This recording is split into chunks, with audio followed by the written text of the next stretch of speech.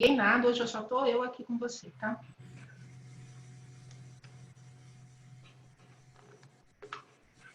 Olá, muito boa noite. Eu sou Heloísa Oliveira, da diretoria da BMA Nacional, e hoje a gente tem o grande prazer de trazer novamente mais uma palestra da série Saberes Antroposóficos. A gente está dando continuidade a esse programa, é uma iniciativa da BMA Nacional e das regionais, das ABMAs regionais. E hoje nós teremos, então, o prazer de ter aqui como palestrante a doutora Luciana Antonioli, de São Paulo. Ela é pediatra, médica antroposófica, membro da diretoria executiva da BMA, docente da BMA também. E ela vai, então, fazer a palestra sobre temperamentos. Obrigada, Heloísa. Então, eu agradeço o convite. Eu gostaria muito de dizer que todas essas palestras são para pessoas que tenham já algum conhecimento já da antroposofia ou que não tenham nenhum conhecimento. As palestras estão sendo gravadas. A primeira palestra foi com o Dr. Paulo Tavares, falando da trimembração na atuação na saúde. E, em seguida, o Dr. Michael Iari, falando da quadrimembração. Todas elas estão gravadas no Face da Nacional, da Regional Rio de Janeiro. E hoje a gente vai dar continuidade falando um pouco sobre os temperamentos, né? Os temperamentos, é interessante para nós médicos, para os professores ou qualquer pessoa que cuide das crianças. É muito importante observar sempre a individualidade que está na sua frente. Reverenciar, a gente deve reverenciar as crianças que aparecem nos consultórios ou aparecem nas escolas, ou principalmente os filhos que nós temos. E temos que buscar entender como que essa individualidade vai atuar aqui na Terra. Nós temos que preservar sempre as interferências que possam atrapalhar a maior expressão dessa individualidade. Sempre lembrando que uma criança, quando você olha para ela, nós na antroposofia gostamos sempre de lembrar que são individualidades, que são seres espirituais em conjunção, em união com as forças da hereditariedade, das forças que são da corporalidade, que através, lógico, de crises, que são doenças, de forças do passado, que nós vamos dizer que levarão às constituições, de doenças, das alimentações, do tipo de alimentação, emoções, e também através da sua comunidade, tudo isso vai propiciar com que a criança desenvolva ao máximo o seu corpo como expressão da espiritualidade. Isso que é o importante. A gente tem que lembrar que o corpo é uma ferramenta para essa individualidade que está chegando aqui na Terra. E nós, adultos, nós que estamos junto a essas crianças, nós temos que apoiar e ajudar em todo esse processo. Bom, para a gente começar a entender um pouco do que eu estou falando aqui, dessas forças, né? É sempre lembrar, é importante a gente lembrar como é que é feito o desenvolvimento, como é que esse desenvolvimento da criança vai acontecer. Então, a gente fala, primeiro, de um meio ambiente, né, do meio ambiente onde essa criança nasce, esse ambiente muito mais anímico, esse espaço anímico que está recebendo essa criança, esse ser espiritual que está chegando aqui na Terra, tem a ver com a sua hereditariedade, e na antroposofia, o Rudolf Steiner falou que existe algo, um terceiro fator, que é toda uma configuração dinâmica espiritual que vai estar atuando nessa criança. Então, para quem quer entender um pouco mais, até é bom rever um pouco as conversas que a gente teve sobre trimembração e quadrimembração, porque você começa a entender essas forças que vão agir nessas crianças e não deve se imaginar como forças estáticas. Não é que a criança já chega com um corpo físico, um corpo etérico, um astral e um eu e já está tudo pronto. Nessa confluência dessas forças, na atuação dessas forças, nessa multiplicidade que atuam em conjunto, uma vai se opor à outra, ou a dinâmica sempre vai chegar a um equilíbrio. Então, isso vai fazer com que você tenha uma dinâmica espiritual. E dessas forças que a gente fala, nós estamos falando desses 4 corpos constituintes da entidade humana, que é o corpo físico, que nos leva ao nosso, aquilo que nos remete ao nosso reino mineral. A gente tem um corpo etérico, aquilo que nos remete ao nosso corpo, ao reino vegetal, o corpo astral, que é a nossa ligação com o reino animal, e, finalmente, a nossa individualidade, o nosso espírito, a nossa entidade humana, que nos faz humanos, que é o eu. E também a gente tem as forças, a configuração dinâmica espiritual, que a gente fala da trimembração do ser humano, da atuação das almas, da consciência da trimembração do ser humano. E uma atuação que a gente também pode ter nessas crianças de forças são as forças de endurecimento, forças de dissolução, ou as polaridades entre o anabolismo e o catabolismo. Então, a atuação de todas essas forças é que vai poder deixar que a criança expresse ao máximo a sua individualidade. E tudo isso, com essa atuação dessas forças, nós vamos conseguir observar nas crianças os tipos constitucionais que a gente tanto fala na antroposofia. E esses tipos constitucionais, para nós, nada mais ou nada mais são do que variantes daquilo que é uma criança sadia. Então, é importante a gente reconhecer na atuação desses 4 corpos suprassensíveis, na atuação da trimembração, na atuação dessas forças de endurecimento, de dissolução, nessas polaridades entre anabolismo e catabolismo, levando aos tipos constitucionais. Na trimembração, a gente vai poder dizer das crianças no primeiro setênio, levando em consideração o primeiro setênio, as crianças de cabeça grande e cabeça pequena. Quando você chega no segundo setênio, dos 7 aos 14 anos, nós vamos poder observar nos tipos constitucionais aquilo que chamamos de criança cósmica e criança terrena. E, finalmente, no terceiro setênio, dos 14 aos 21, a gente fala da criança rica e pobre em fantasia. E, finalmente, também, através da quadrimembração, nós podemos falar do nosso tema de hoje, que são os temperamentos. E tudo isso levando sempre a pensar que esta individualidade está chegando, está plasmando, está trazendo forças que vão plasmar, forças que dá forma de crescimento, que vão estar trabalhando e possibilitando que esse ser espiritual tenha o melhor corpo que possa atuar aqui na Terra. Então, hoje, nós vamos nos dedicar, dentre os tipos constitucionais, aos 4 temperamentos. Quando se estuda os 4 temperamentos, então, estuda-se os 4 corpos suprassensíveis da criança. Rudolf Steiner, ele fala dos temperamentos como sendo a base anímica do comportamento humano. Então, muito mais além do que um processo, às vezes eu falo de curiosidade, que muita gente quer saber o temperamento, mas como se fosse o horóscopo, qual é o meu signo, qual é o meu temperamento, mas isso vai muito mais além. Então, nós temos que olhar para o ser humano sempre com um olhar muito mais abrangente, um olhar que vai além, para tentar desvendar o enigma que é cada um desse ser humano. E quando você fala nos temperamentos, através dessa individualidade, através das forças da hereditariedade, você está dizendo que você está tendo uma individualidade querendo se expressar.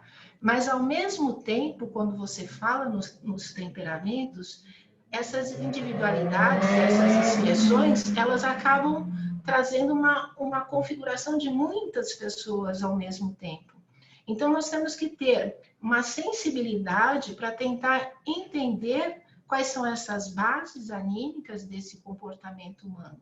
Não é só simplesmente eu sou colérico, eu sou fleumático, eu sou melancólico. É muito mais além. Você está tendo você está configurando o seu corpo. Você tem essas forças suprassensíveis trazendo forma, trazendo modo de funcionar para essa individualidade. E se você olha também para cada individualidade, seria muito, se todos fôssemos iguais, seria muito tedioso, diria até o Rudolf Steiner. Então, é muito interessante quando você tem milhares de tipos de personalidades, né? Então, da onde surge, primeiro, vamos trabalhar um pouco nos temperamentos, da onde surge essa palavra? É interessante que só a origem etimológica dessa palavra já nos conta muito, né, do que a gente vai falar.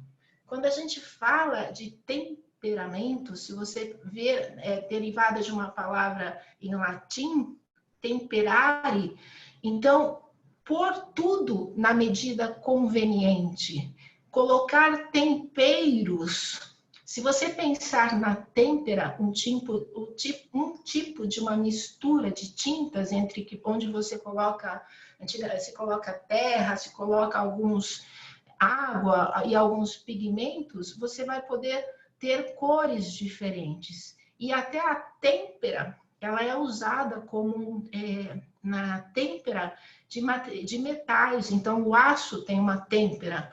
Então, você pode pensar na palavra temperamento também como temperatura. Será que essa pessoa é quente demais? Será que essa pessoa é fria demais? Então, só na origem dessa palavra, a gente já consegue entender um pouco do que a gente vai falar mais para frente. Essa teoria, então, dos temperamentos, elas teve origem na antiga Grécia, com o Hipócrates, né, o pai dos médicos, que ele, buscando a teoria dos 4 elementos do Empédocles, ele conseguiu bolar essa teoria dos temperamentos. Empédocles, ele trouxe uma teoria que com 4 elementos da natureza, você conseguia criar todos os elementos daqui da Terra, né? Todas essas forças que temos aqui na Terra. E ele falava que a partir da terra, do ar, do fogo, da água da terra, do fogo e do ar, misturados, a gente conseguia formar todos os seres na Terra e trazendo algumas qualidades. Então, a Terra, se você pega na Terra, vamos pensar, ela é fria. O ar, ele tem uma possibilidade de ser seco. A água é úmida e o fogo é quente. Então, com essas qualidades dos elementos, com essas qualidades que eles já apresentam, foi daí que surgiram essa teoria dos temperamentos, né? Os 4 temperamentos que a gente vai falar daqui para frente, que como surgem, né, esses 4 temperamentos, é aquilo que eu falei. Então, de repente, você começa a olhar para um indivíduo como um ser único, mas, de repente, se você começa a observar ele sobre vários pontos de vista, ele acaba se ligando a uma essência maior, né? Ele acaba se misturando de uma forma geral. E quando você já fala nos temperamentos, temos que lembrar sempre que é difícil sempre você ter um tipo único de temperamento. Você sempre vai ter uma mistura desses temperamentos. É difícil você ver características que eu vou descrever cada temperamento, é difícil você encontrar isolado cada um desses tipos dessas pessoas, né? Então, com vários tons, várias matizes, se você pensa nas cores, se você pensa na temperatura, tudo isso vai te trazendo elementos que vai ter uma multiplicidade, uma diversidade enorme, que pode trazer tendências básicas nessa natureza humana. Então, como como que surge, então, os temperamentos aqui na Terra, nos homens? Nós temos que lembrar o que acontece com esse ser que está surgindo aqui na Terra, que ele vai chegar aqui na Terra. Esse ser espiritual, ele vai trazer duas forças. Nisso, a gente pode dizer que são forças que elas vão fazer uma confluência e, com isso, formar os temperamentos. Então, essas duas correntes que a gente fala, uma corrente que é uma corrente ligada ao nosso lado, dos nossos pais, dos nossos avós, dos nossos ancestrais, e isso até dos nossos, vamos dizer assim, da nossa raça. Isso tudo são características que são herdadas dos nossos antepassados e que vão chegar com esse ser espiritual aqui na Terra. E junto a essa força que a gente chama dessa corrente hereditária, vem uma outra corrente, que é a corrente da individualidade. Essa individualidade é que traz a verdadeira essência individual de cada ser humano que vai chegar aqui na Terra. É aquilo que a gente chama do nosso núcleo, que é anímico e espiritual. E na antroposofia, nós falamos numa sequência de vidas. Então, existe algo dessa individualidade que ela vai passando nas sequências de vidas de cada indivíduo. Então, quando você tem essa confluência dessas forças da individualidade, junto com essas forças da hereditariedade, nesse confronto, neste encontro, vai se expressar os temperamentos. O Steiner falava o mistério dos temperamentos, porque é nesse encontro que esse elemento anímico, junto com as características herdadas, fazem com que surja o temperamento. O Steiner falava que o temperamento ele vai trazer um equilíbrio entre aquilo que é o eterno e o passageiro. O eterno, para nós, será sempre essas forças da individualidade que cada um vai aprimorando em cada passagem aqui na Terra. E aquilo que é o passageiro são as nossas forças da hereditariedade, aquilo que a gente vai herdando dos nossos antepassados. Então, com esse encontro dessas forças, com essas forças da individualidade que vão se aprimorando cada vez mais, e com isso aprimorando cada vez mais o seu corpo astral, o seu corpo etérico e o seu corpo físico, fazendo que cada vez um desses 4 corpos suprassensíveis tenha uma atuação mais exacerbada. Eles vão sempre ter uma atuação conjunta, mas sempre em cada indivíduo vai ter um jeito deles trabalharem. E essa atuação conjunta, com um pouco a mais desses 4 corpos, é daí que surge o temperamento do homem. Então, é de acordo com a predominância de um membro ou outro. E nesse encontro dessas forças, né, que o Steiner fala, da hereditariedade, da individualidade, surgindo o temperamento, ele fala que é como se fosse o encontro de uma cor azul com uma cor amarela, e nesse encontro do azul e amarelo surge o verde. Então, é mais ou menos isso, mais ou menos dessa forma que a gente pode dizer que surge o temperamento. Então, não é apenas uma característica que possa ser levada levianamente, porque nesse confronto dessas forças, os órgãos estão sendo plasmados. Então, ele tem, sim, uma atuação muito expressiva, além do anímico, ele vai na corporalidade de cada indivíduo. Então, é isso que a gente tem que olhar para a criança que está começando a expressar o seu temperamento, entendendo que as forças, os 4 corpos estão atuando, está acontecendo uma mistura, e é uma ação na corporalidade. na alma dessa criança. Então, não é simplesmente uma característica à toa. Nós temos que olhar e aprender, referenciar cada criança para entender. Se todo cuidador não tiver essa capacidade de olhar o anímico, de olhar além dessa criança, fica difícil dela conseguir expressar tudo aquilo que ela veio trazer aqui nessa vida, né? Neste momento.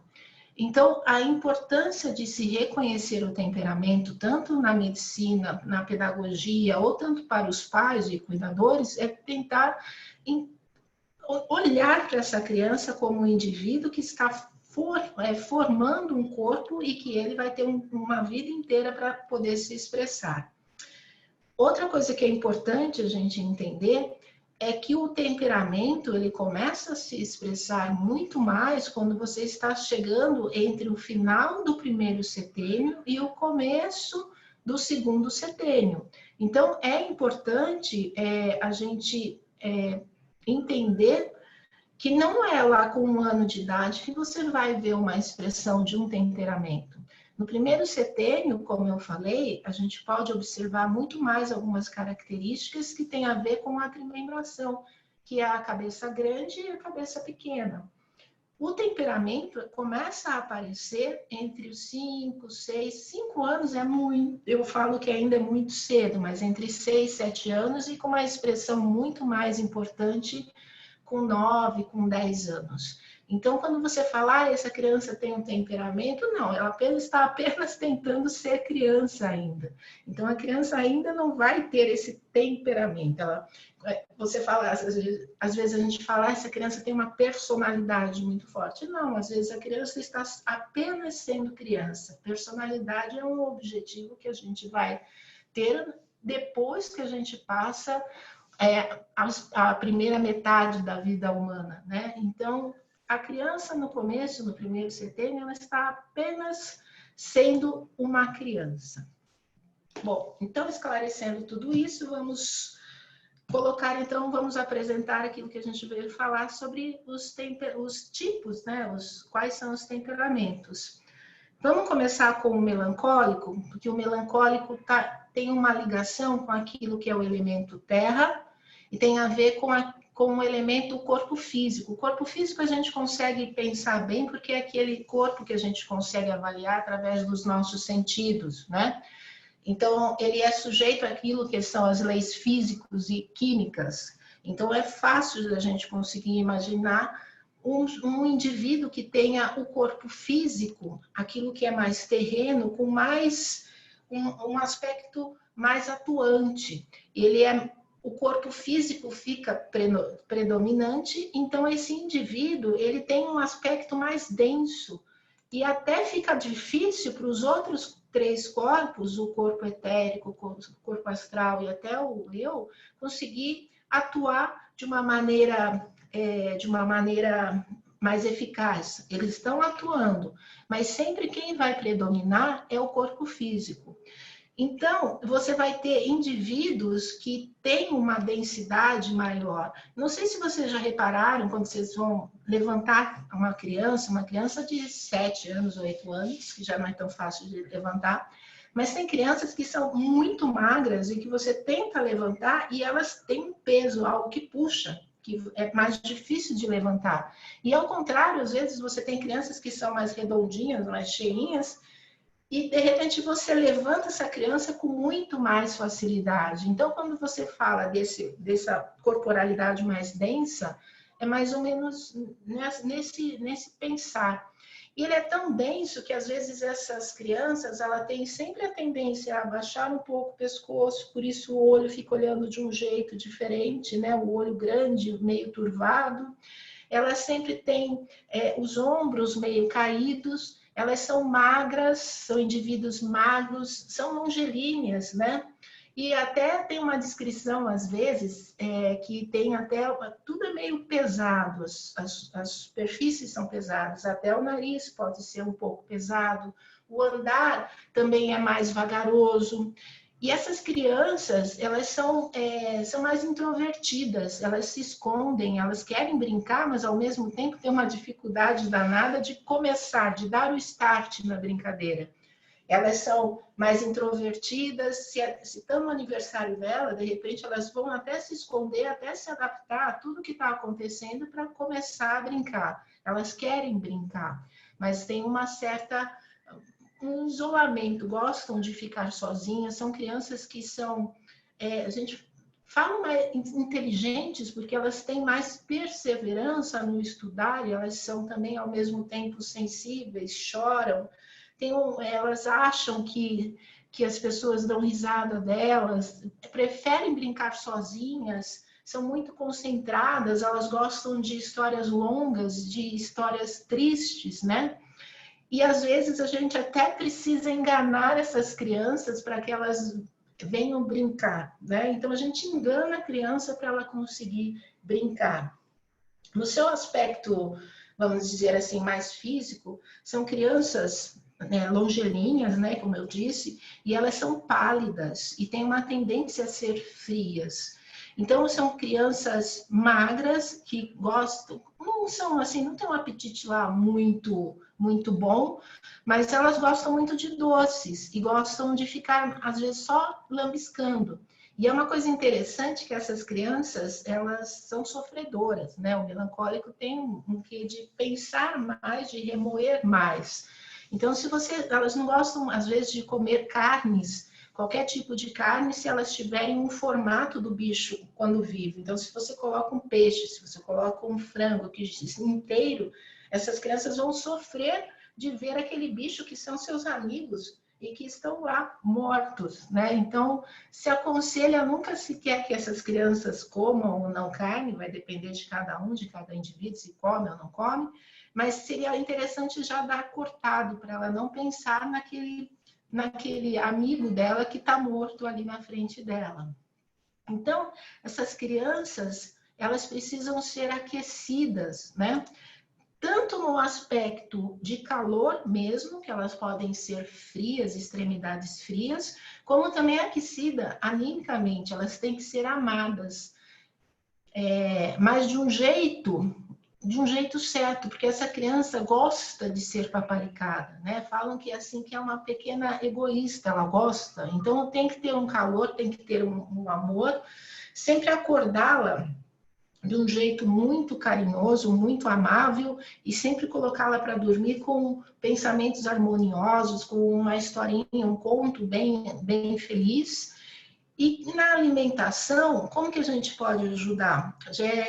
O Steiner falava em dando frutos doces amadurecidos ao sol, que traria esse calor para essa criança. E quando ele fala doces aqui, frutos doces, né, naquela época, pensar que a gente não tinha esse excesso de alimentos industrializados com excessos de açúcares e outras coisas. Aqui ele é muito claro, ele fala em frutas doces amadurecidas ao sol, fala nas saladas e verduras. E é uma coisa que ele deixa muito claro que seria muito rico para essa criança se ela tivesse a possibilidade de fazer euritmia. Euritmia, para quem não conhece, é a arte do movimento que foi criado pelo Rudolf Steiner, que tanto pode ser de uma maneira pedagógica para ensinar, como o próprio corpo na arte do movimento, como também de uma maneira terapêutica. Isso traria um grande alívio para essas crianças que são melancólicas. Bom, e aí o fleumático, vamos para o fleumático. Os fleumáticos é quando prepondera de alguma forma o corpo etérico. O corpo etérico, quando a gente lembra, o corpo etérico ele é relacionado àquele nosso mundo vegetal, do reino vegetal, então ele tem todo um processo de crescimento, de divisão celular, de memória, que ele traz também, de cicatrização, Então, o fleumático, ele tem uma preponderância desse corpo, do corpo etérico. Então, se você pensa que no etérico existe todos esses processos de regeneração, crescimento, regeneração, cicatrização, divisão celular, já começamos a pensar que o fleumático ele tem muito a ver com aquilo que é um ritmo de saúde. E o fleumático tem o elemento do corpo etérico, é o líquido, são as águas, né? Então, a criança fleumática, às vezes, acaba sendo embebida e vive nesse mundo interno desses líquidos, né? Ela sempre vai ter, uma criança fleumática, ela é diferente de uma criança melancólica, que o melancólico é mais longilíneo, mais reto, uma criança fleumática, ela vai ser mais redonda, ela tem uma própria expressão do corpo etérico, que é essa vitalidade, esse equilíbrio interior, e as forças formativas que são preponderantes no corpo etérico estão preponderando aí também nessas crianças. Então, são redondas, tem movimentos harmoniosos, ela caminha vagarosamente, e tem uma característica, às vezes, que ela vive dentro de si. Às vezes, ela tem uma aparência tão quietinha, tão apática, que parece que está num outro mundo, e sim, ela está naquele seu mundo confortável, né, do seu mundo etérico, tem bochechas vermelhas, passa com uma aparência que não são inteligentes, mas sim são inteligentes essas crianças. Elas têm uma ótima memória, são super inteligentes, organizadas, mas precisam de uma ajuda para vencer a fleuma, né? Então, elas são crianças que gostam de comer bem, né? E é gostoso para uma mãe ter uma criança que come bem, né? Tudo que um sonho de consumo é falar que meu filho come bem e que meu filho não come nada. Então, essas crianças são um prato cheio para viverem assim, comendo o tempo todo. Então, quando a gente fala que o melancólico sofre do peso da terra desse corpo físico, o fleumático, ele fica inundada pelos humores, né, pelos líquidos que estão nesse corpo dele. E tem muito a ver com um processo de uma criança que se aproxima muito da natureza. Então, como que a gente pode ajudar, né? Quando eu falo aqui em ajudar esses temperamentos, a gente não deve imaginar que a gente vai curar um temperamento. Isso faz parte dessa individualidade, dessas forças do eterno com aquilo que é o passageiro, que vai se formar um temperamento. O que a gente não gostaria, que seria ruim para cada indivíduo, é que esses temperamentos tomassem uma polaridade muito grande. Isso não, aí a gente poderia, através da educação e dessas medidas, tanto da alimentação, dessas medidas que eu falo de aquecer ou o alimento, tudo isso, e principalmente na educação, é que vai fazer com que esses temperamentos eles sejam educados, né? Então, não curar, mas ajudar a que ele não fique tão exacerbado. Bom, e aí voltando, como é que a gente pode lidar com o fleumático? O fleumático seria interessante trazer o frio para ele. Então, são crianças que às vezes a gente tem que acordar de manhã jogando água fria, fazendo com que elas levem um choque, né? Então, até o Steiner fala que essas crianças precisam levar uns sustos de vez em quando para poder acordar e sair daquele seu mundinho interno tão confortável, tão gostoso, porque você dá uma comidinha, eles já ficam felizes lá dentro da sua gordura, né? Então, essas crianças de manhã, elas não podem ficar tão confortáveis no café da manhã, que vão comer mingais, vão tomar leite, comer pão demais, coisas doces. Essas crianças têm que comer poucos e tem que ter mais tempero nessa comida e tentar fazer com que essa criança não se envolva e nem fique acumulada de gordura, porque isso vai fazer com que ela fique muito mais introvertida, mais ainda do que ela já é, nesse aspecto dela. E tentar não deixar nunca essa criança brincar sozinha. É importante, porque para ela é muito fácil ficar sozinha. Então, tem que estar sempre um adulto trazendo essa criança para brincar com os colegas ou brincar com ele mesmo, fazendo com que essa criança tenha muito mais atividade. Se vocês pensam assim numa imagem de um fleumático, a gente fala dos povos, né? Então a gente pode falar do povo inglês que tem a história da fleuma. E com essa fleuma que eles conseguiram ganhar a Segunda Guerra, porque os nazistas atacavam e eles continuavam como se nada tivesse acontecido.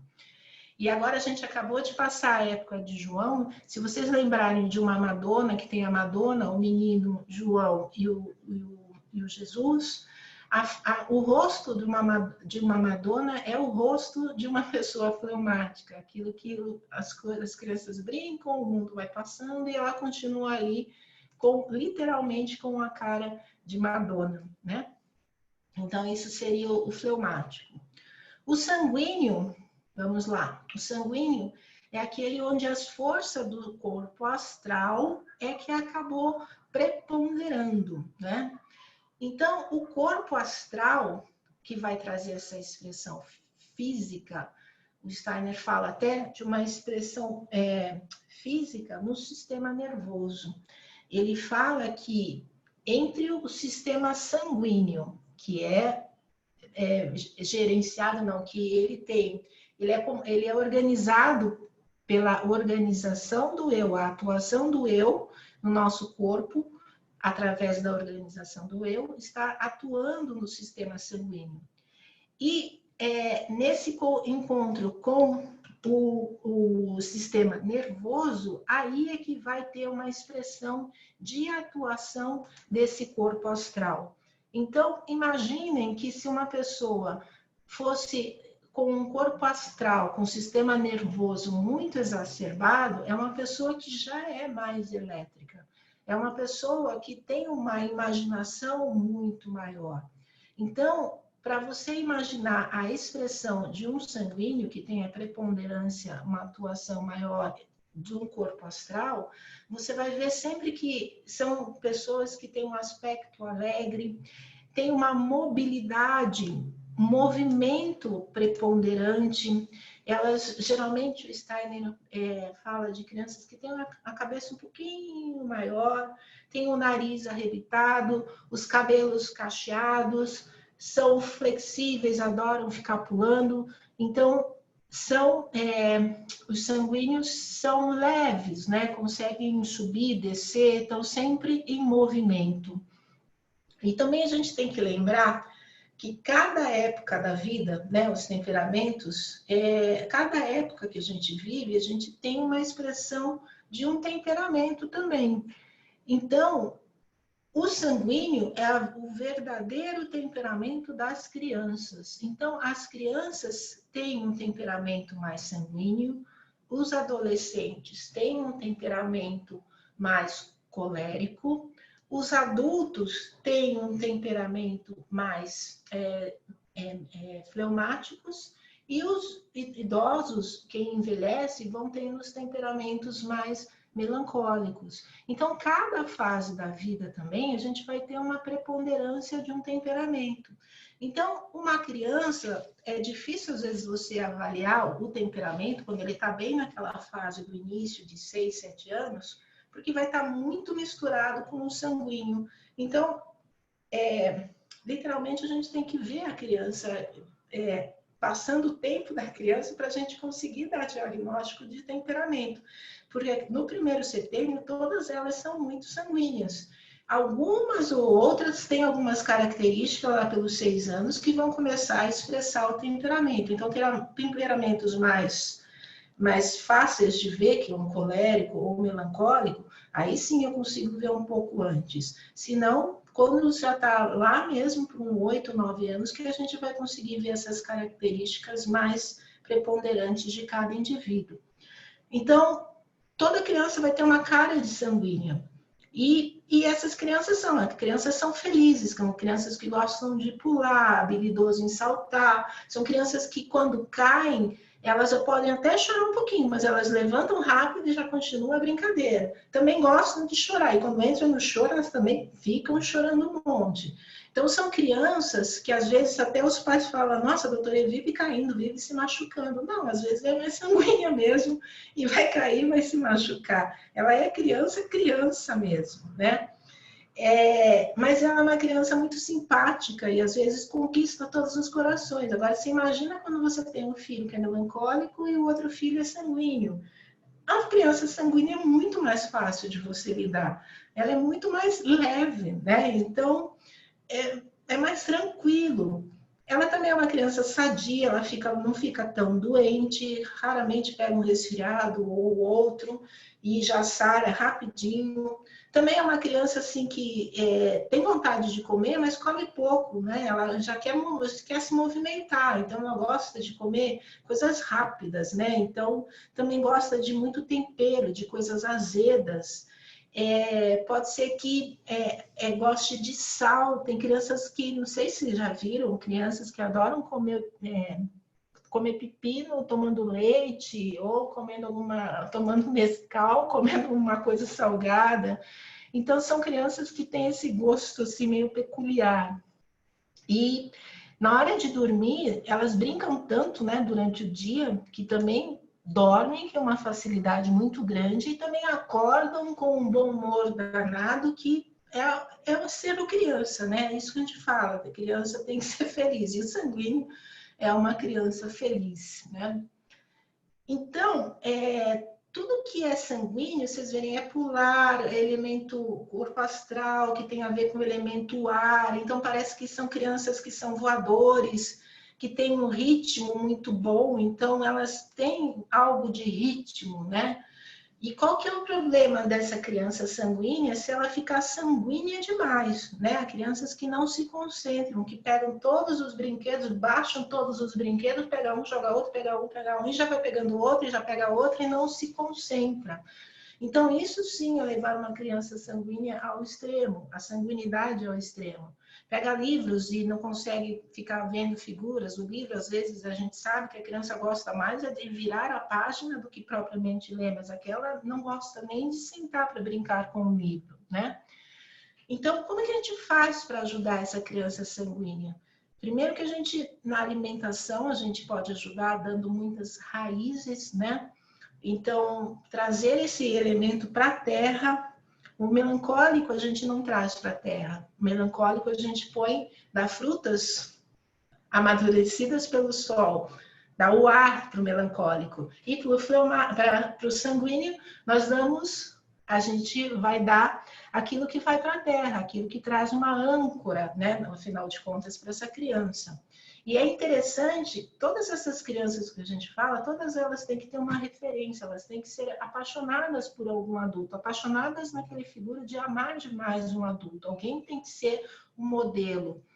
E esse adulto, às vezes, para essa criança que é extremamente sanguínea, é importante que ela apresente alguns brinquedos, que saiba que essa criança vai gostar bastante desse brinquedo, mas que você deixa ela brincar só um tempinho e guarde de novo.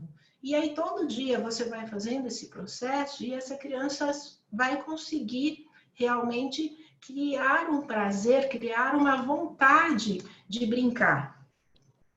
E aí, para lembrar um pouco das individuais famosas, né, dos sanguíneos, a gente pensa naquela pintura da primavera do Botticelli, pensa na música, no Vivaldi fazendo a sinfonia, né? Aquela sinfonia da primavera tão linda, tão saltitante, essa é a imagem dos sanguíneos. E, finalmente, a gente vai falar dos coléricos, né? O colérico é quando o eu, dos 4 corpos suprassensíveis, o eu, ele se fortalece de uma forma mais acentuada do que os outros 4 corpos. Então, nessa hora, surge esse temperamento colérico. O colérico, ele age de uma forma, ele chega de uma forma tão pontual e ele entra tanto na corporalidade física que é como se tivesse que achatar essa individualidade. e ela tem um pulso, dentro dela tem uma descrição do Steiner que fala que como a circulação sanguínea fica apertada dentro do organismo de cada indivíduo. Então, ele tem uma intenção muito preponderante, né? Tem uma agressividade, tem uma atuação volitiva muito forte. Então, esses indivíduos, os coléricos, têm um centro forte, não é que é um excesso do eu mais do que os outros, mas é uma certeza, uma atividade volitiva muito forte. Então, eles geralmente têm uma aparência, eles são baixos, e o Steiner fala para também, assim, baixos em relação àquilo que eles poderiam ser. Então, não é que todo o colérico vai ser baixo, mas baixo em relação a ele. Então, depende de onde você nasce, não você todos baixinhos, como, por exemplo, Napoleão Bonaparte, que é um dos coléricos mais conhecidos, né? Então, são baixinhos, que tem um pescoço que nem um touro, que tem uma força muito grande, e tem passos firmes, né, que falam que a gente escuta quando esse colérico chegou pelo tipo da passada, que anda um caminho batendo os pés energicamente, batem no calcanhar, e você sabe que um colérico está chegando na casa, né? Então, é uma criança ativa, é madrugadora, né? Acorda cedinho, tem muita coisa para fazer, tem que se concentrar muito para conseguir aprender, porque ela tem tanta volição dentro dela que às vezes é difícil aprender, e às vezes até na hora de pintar e eu segurar o lápis, ela faz tanta força que acaba fazendo garranchos ou fica tudo borrado de tanta força que essa criança faz, e ela não tem muito dom artístico na pintura, né? Ela não precisa de muito sono, porque ela tem muita energia e toma decisão rápida com toda a sua... Do fundo do seu eu, toma muita decisão. A questão aí dos coléricos é que realmente, às vezes, eles vão passar por ataques de cólera, né? E nesse momento, não adianta o adulto ou quem está perto querer nesse momento que a pessoa está nessa criança, nesse ataque de cólera, você tem que realmente respirar fundo, ter muita paciência, porque nessa hora você não vai conseguir nada com essa criança, com essa alma infantil. No dia seguinte, depois de 24 horas, essa criança vai com certeza, depois ela vai se arrepender, vai ficar chateada com o que fez, aí sim dá para conversar com essa criança. E é interessante que assim, aí ela vai entender, ela vai se controlar, porque ela tem uma volição importante com ela mesma, ela vai querer ser melhor até o próximo ataque de cólera, que é maior do que ela mesma, né?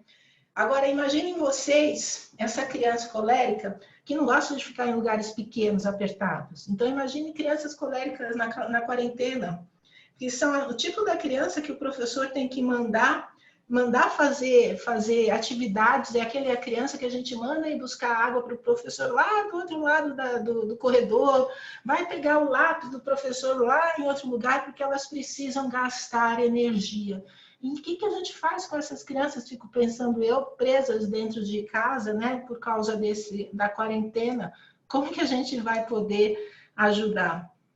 Aí essa criança, na alimentação, a gente não pode dar para eles, essas crianças, alimentos que sejam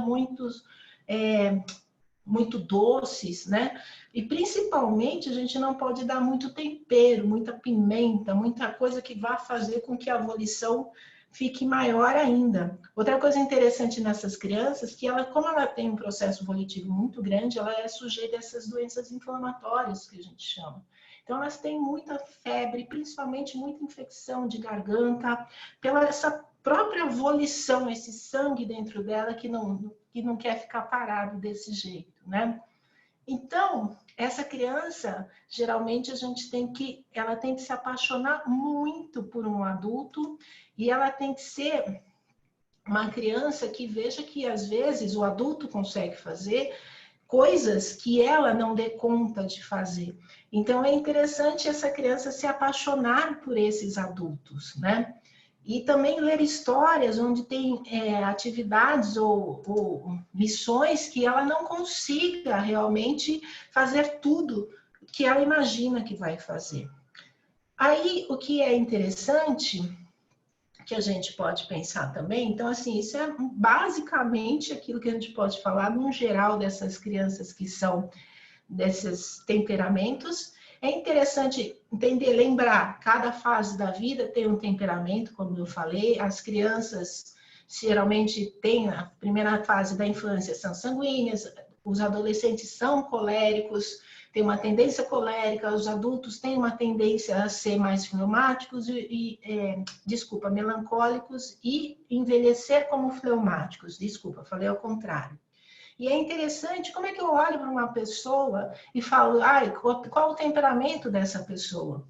Se você pensar, faça um pensamento, quem são desses 4 que são extrovertidos, né? Os extrovertidos são o sanguíneo e o colérico. Quem desses 4 são introvertidos? Então, são o melancólico e o fleumático, que são introvertidos.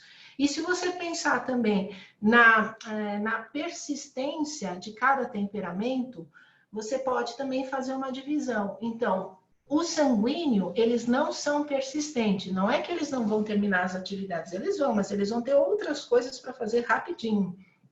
O colérico, então, esse gosta de fazer um monte de coisa. Então, e ele vai até o final. Então, ele é muito persistente. O melancólico também é extremamente persistente, porque ele fica remoendo e fazendo todas essas atividades aí até o fim. E o fleumático é aquele que é pouco persistente e muito introvertido, né? Então, são basicamente isso que a gente pode falar assim, que eu acho que já está bom, né? De falar um pouco desses temperamentos. Queria saber se alguém tem dúvidas, se os colegas gostariam de colocar mais alguma coisa. Mas eu acho que o importante é entender que não são só características, são uma forma de atuação mesmo, é como essa pessoa age mesmo. Então, para a gente poder ajudar essas crianças, a gente tem que não deixar que esses temperamentos se exacerbem em só uma polaridade. Seria o ideal que depois que nós passamos pelo processo de educação, de autoeducação, que cada hora a gente pudesse atuar com um temperamento, né? Se eu estou numa festa, é ótimo que eu seja sanguínea. Se eu tenho um problema no trabalho que eu tenho que resolver, seria ótimo que eu seja melancólico, que eu vá lá, que eu fique estudando até ter todo o resultado. Se eu estou no meio de uma briga de uma família, é ótimo que eu seja fleumática, porque às vezes é melhor fazer de conta que eu não estou nessa história. E se eu estou em casa e só está tendo uma reforma e o funcionário, o pedreiro, não acaba com a minha reforma nunca, eu acho que seria fantástico eu ter um ataque de cólera e fazer com que esse funcionário conseguisse terminar todo esse processo.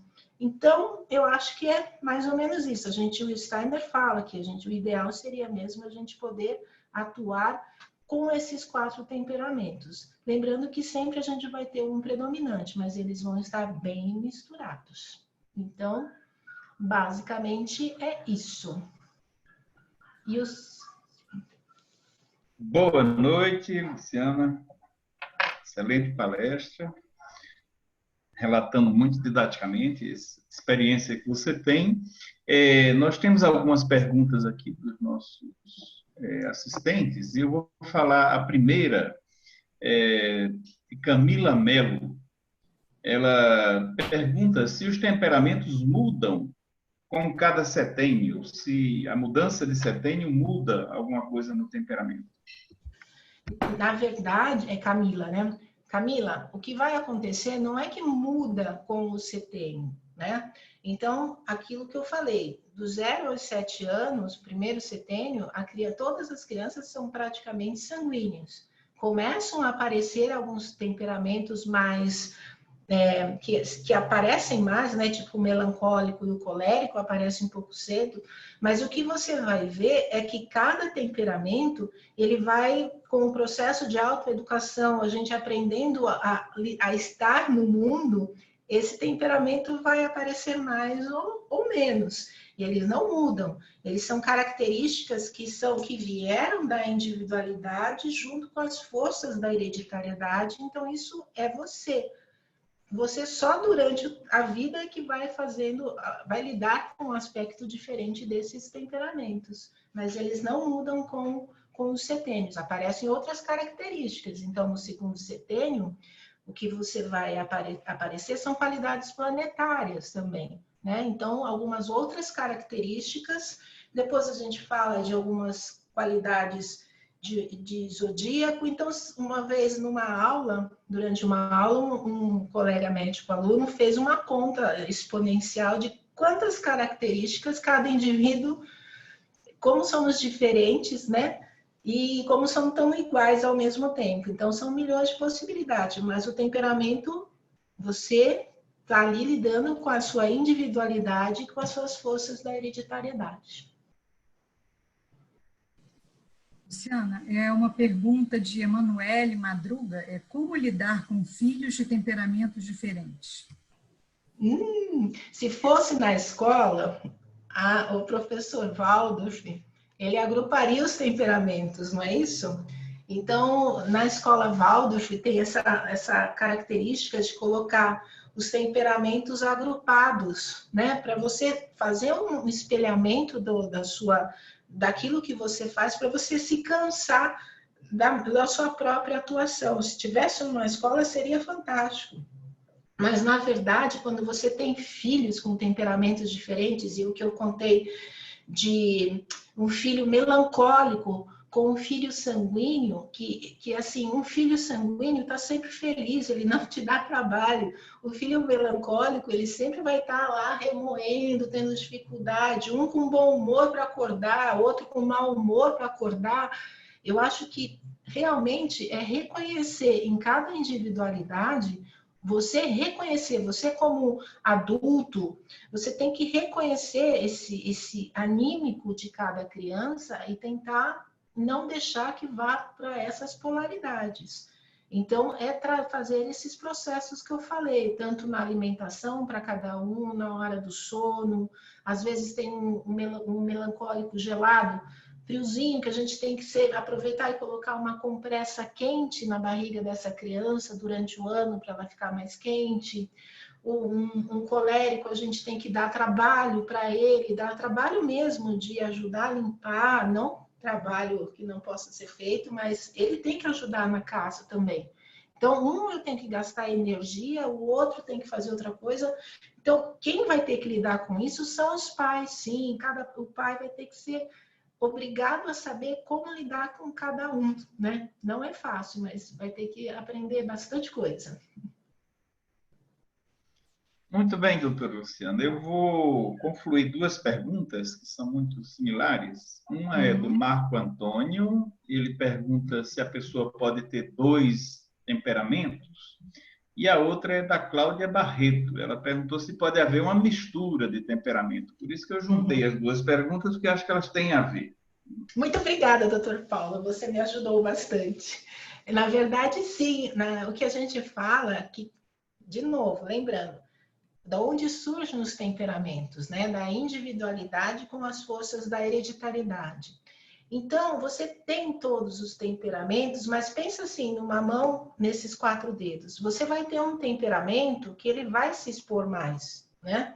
Então, uma pessoa que é sanguínea, sim, ela pode ficar melancólica. Quando esse sanguíneo ficar melancólico, vai ser muito doído, porque ele vai para o fundo do poço e não sabe lidar com isso.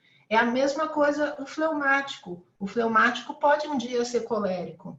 Naquela história aqui dos irmãos, né? Se você tem um irmão fleumático e tem um irmão sanguíneo que fica te enchendo o saco, até o dia que o fleumático, ele é um touro, ele tem muita energia. O fleumático vai virar um touro e vai acabar com o irmão. Então, assim, você tem que é muito mais, é aquilo que você vive, é aquilo que você tem muito mais. Mas você tem sim essa capacidade de ter alguns temperamentos que são mistos. O difícil é ter um temperamento puro. É muito mais fácil você ter um temperamento misto. Toda vez que eu vou dar essa aula, eu fico aqui, cada vez eu me acho uma coisa. Tem dia que eu acho que eu sou mais sanguíneo, mas dessa vez eu achei que eu era muito mais fleumática. Então, características, né, que vão aparecendo nesse passar do tempo.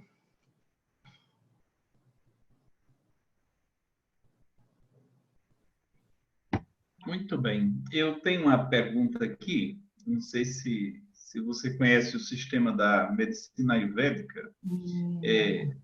Pois é, eu vou jogar uma bola quadrada para você. É Jogou.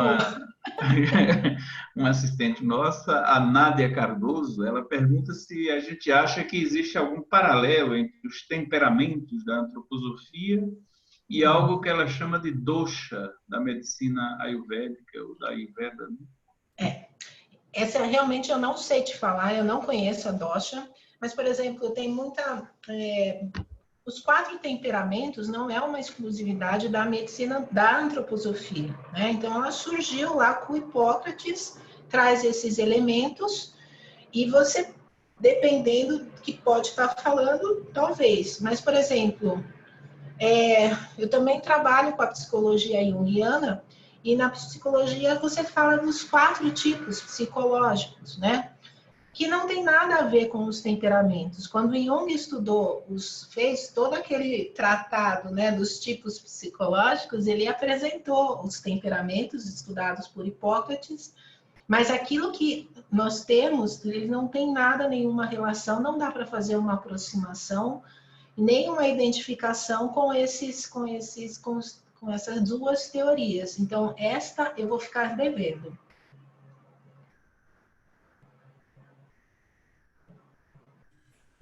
Luciano, uma pergunta da Giovana Oliveira. Como atuar dando limites a uma criança colérica? Elas precisam de mais amor ou limite?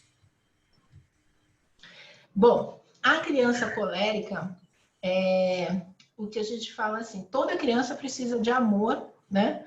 O amor é sem limites para todas. Atuar, né, como pai, eu sempre falo que pais não são amigos, pais a gente fala de uma autoridade amorosa, né, que é aquela única pessoa que deveria mais conhecer o seu filho, saber do que ele mais gosta, do que ele menos gosta e saber o que é o melhor para ele.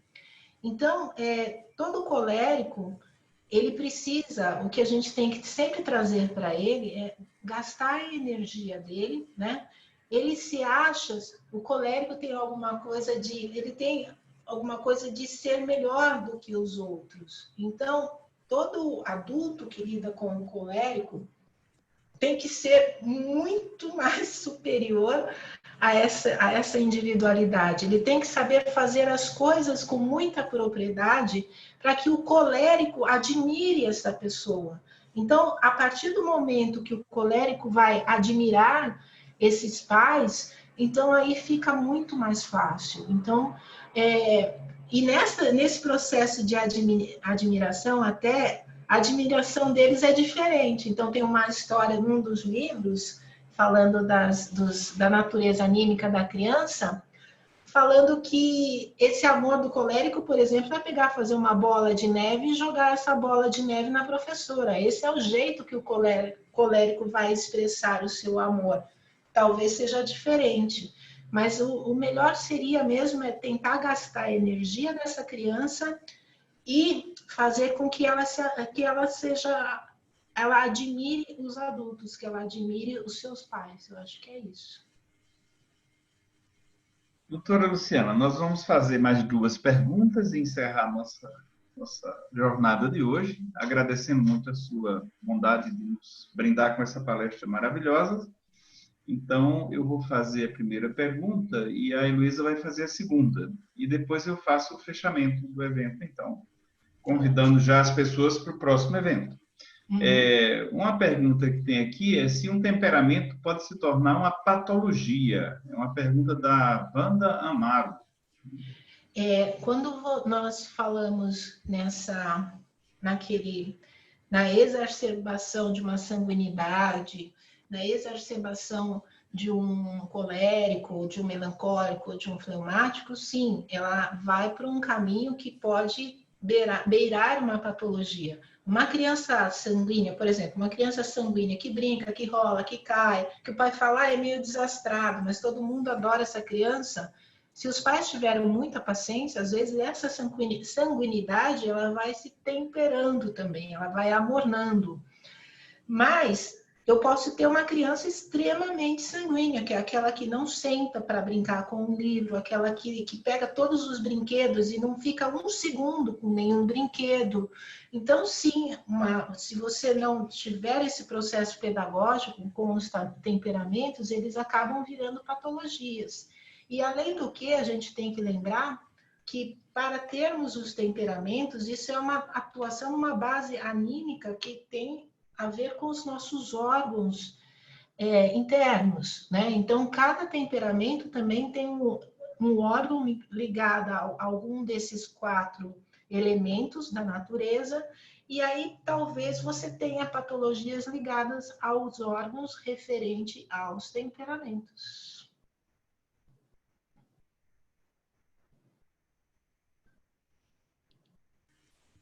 Luciana, outra pergunta, tá? Que é a última de hoje, da Aline Francis, gostaria de saber se o recolhimento ou introspecção na criação dessas crianças sanguíneas causa algum trauma e se esse reflexo pode se estender até o adulto.